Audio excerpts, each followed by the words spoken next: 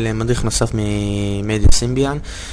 במדריך הזה נסביר איך עושים קבצי חתימה, אחרי שקיבלתי הרבה תגובות בדואר אלקטרוני איך עושים את זה. אז החלטתי לראות לכם, האמת זה תהליך לא כל כך קשה, ולא יודע למה הרבה אנשים יסתבכו עם זה. אוקיי, בואו נעצר לנו משתמש. דבר ראשון אני רוצה להגיד לכם בקשר למשתמש, יש קצת בעיות עם האתר.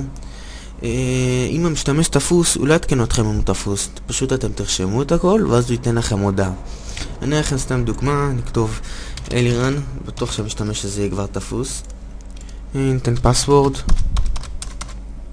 שוב פעם אותו סיסמה, את האימייל שלכם שזה דואר אלקטרוני, אפשר לחרטט סתם, לא חייבים לתת את האימייל שלכם האמיתי. אוקיי, .com, נכתוב סתם קוד ונלחץ. עכשיו אנחנו נראה את זה. הנה הודעה, משתמש כבר תפוס.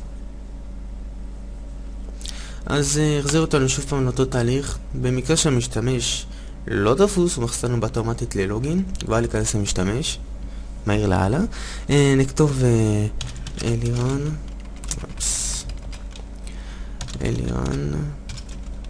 ניתן סתם חרטט. אוקיי, פסוורד, שוב פעם פסוורד, אימייל לא חייב.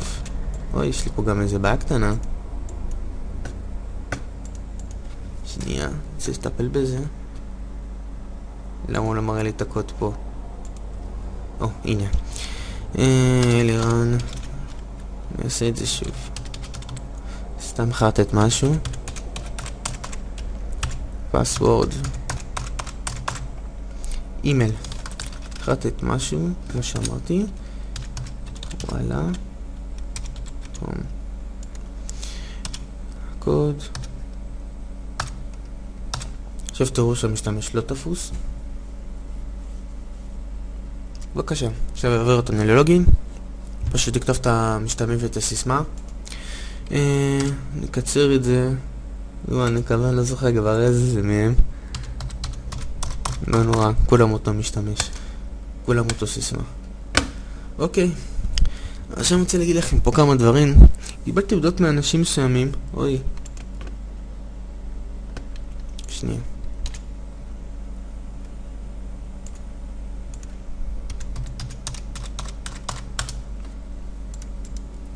אוקיי, מה שרציתי להגיד, קיבלתי מספר הודעות מכמה אנשים שאומרים שהם לא קיבלו את הקבצי חתימה. איזה פלא. אם אתם חושבים שבאמצע בבוקר אתם תעשו להם את הקבצי חתימה ותקבלו אותם באוטומטית, ממש לא.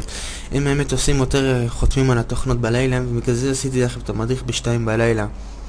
עוד מעט 2 בלילה, אבל בעיקרון אני רוצה לראות לכם שבשעות האלה הם כן נותנים את הקבצי חתימה. אפשר לראות אפילו תוך שניות הם יחתמו לי עליו. בעיקרון בואו נעצר את הקובץ חתימה.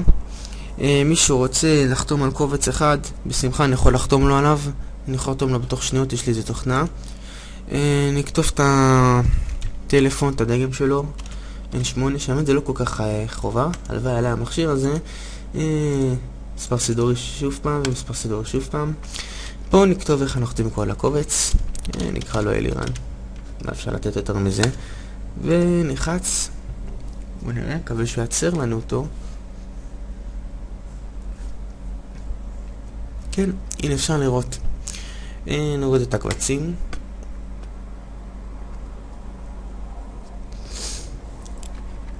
שמור שולחן העבודה.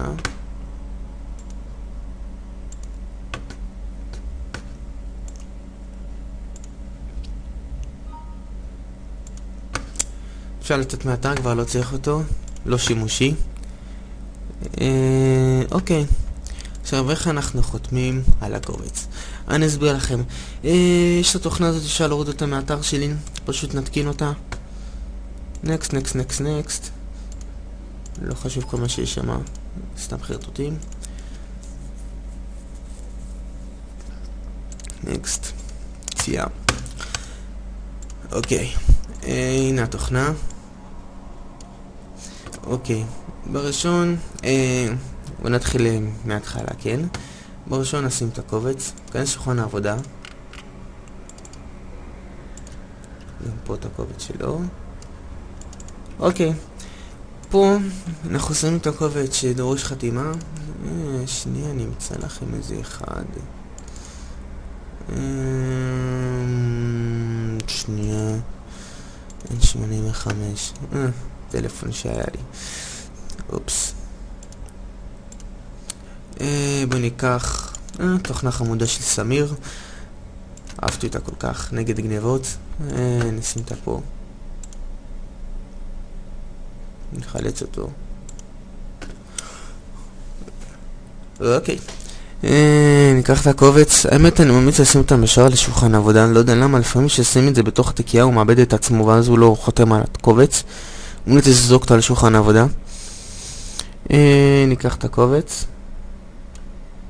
שים אותו. ונלחץ. קיבלנו אישור שהוא חתם על הקובץ והוא ייצר לנו את הקובץ החתום על שולחן העבודה. פשוט מעבירים אותו לטלפון ותוך זה מותקן לכם במכשיר. עד פה המדריך שלי. אם אתם רוצים עוד מדריכים כמו למשל איך עושים ערכות נושא, שבאמת איך לעשות את המדריך הזה לערכות נושא יותר מורכבות עם תוכנה יותר מקצועית, ומסביר על ה-PC Suite כמו שהבטחתי על כל התוכנה עצמה, איך לעשות הרבה דברים שם. עד פה המדריך. ניפגש במדריך חדש. ביי.